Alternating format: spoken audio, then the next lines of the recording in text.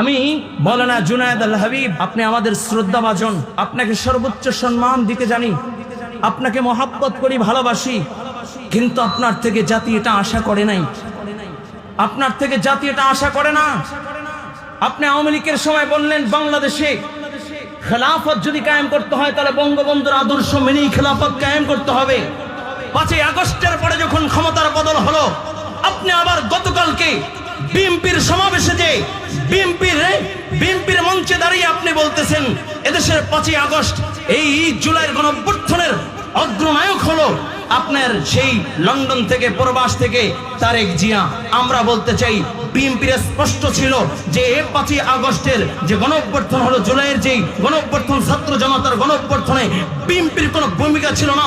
যদি ভূমিকা থাকে, ছাত্র জনতার সাথে যদি বুক পেতে দেয়, ছাত্র জনতাকে নিয়ে যদি বুলেটের সামনে দাঁড়ায়, তাহলে বঙ্গবীর আমার শেখ আনাইবা আমিরুল মুজাহিদিন ছাত্রর সামনে দাঁড়িয়ে বুকটা টান টান করে দাঁড়িয়ে গিয়েছিল।